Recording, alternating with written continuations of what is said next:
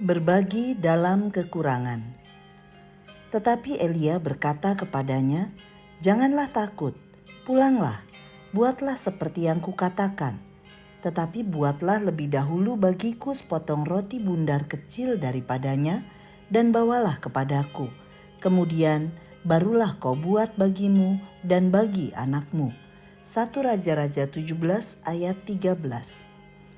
Sahabat Iktus, ketika segala sesuatu berlimpah, mungkin saja seorang lebih mudah untuk berbagi kepada saudara yang lain.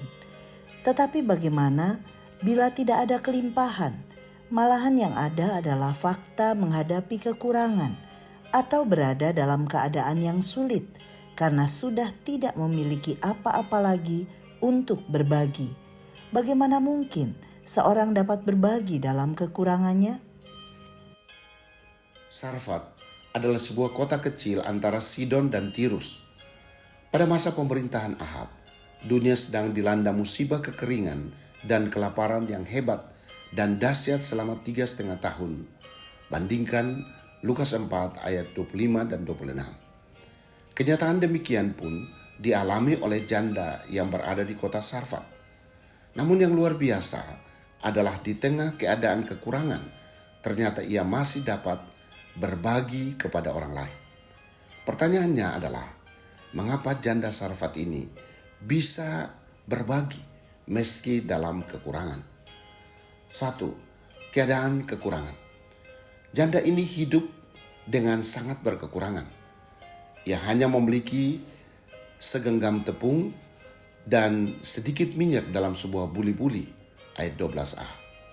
Ia tidak memiliki harta kekayaan yang cukup untuk membeli makanan dan kebutuhan hidup lainnya. Ia sudah mulai berputus asa, katanya, "Dan sekarang aku sedang mengumpulkan 2-3 potong kayu api. Kemudian aku mau pulang dan mengolahnya bagiku dan anakku. Dan setelah kami memakannya, maka kami akan mati." Ayat 12b. 2. Berbagi dalam kekurangan. Tuhan telah memerintahkan seorang janda untuk memelihara hidup Nabi Elia, ayat 9. Ia sedia berbagi dengan Elia karena, pertama, memiliki iman yang didasarkan pada janji Tuhan, ayat 13 dan 14. Kemungkinan janda ini salah satu dari 7.000 orang yang tidak menyembah Baal, yang dilindungi Tuhan dari kejaran Isabel yang ingin membunuh mereka, pasal 19 ayat 18. Kedua, memiliki ketaatan kepada apa yang dikatakan Tuhan, ayat 15. Ia berbuat seperti yang dikatakan Elia, sebuah ketaatan tanpa memikirkan untung ruginya. 3. Akibat bagi yang berbagi dalam kekurangan. Ada 3 berkat yang diterimanya karena ia telah menjadi berkat dalam kekurangan. Pertama, dalam hal makanan. Ayat 15 bagian B, ia dipelihara oleh Tuhan melalui sebuah mujizat. Segenggam tepung dan sedikit minyak dalam sebuah buli-buli tidak pernah habis.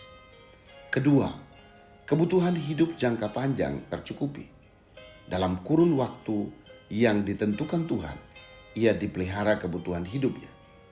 Ketiga, anaknya perempuan yang semata wayang dibangkitkan dari kematian oleh Tuhan melalui Nabi Elia, ayat 23.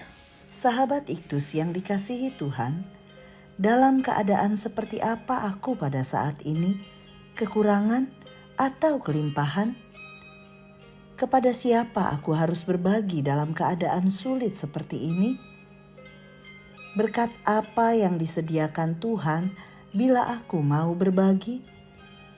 Tuhan Yesus, aku sedang mengalami situasi yang sulit saat ini, dan aku merasa bahwa aku harus memperketat pemakaian keuanganku dari waktu ke waktu.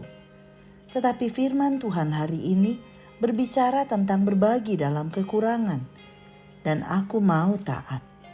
Aku menyadari ini adalah ujian iman agar aku tidak bersikap egois, tetapi mulai memikirkan bagaimana aku dapat berbagi kepada teman-teman lain. Aku menyadari bahwa dalam setiap berkat yang kuterima Tuhan menitipkan padaku bagian untuk orang lain. Amin. Iman tercermin dari kepatuhanku kepada Tuhan untuk berbagi. Kristuslah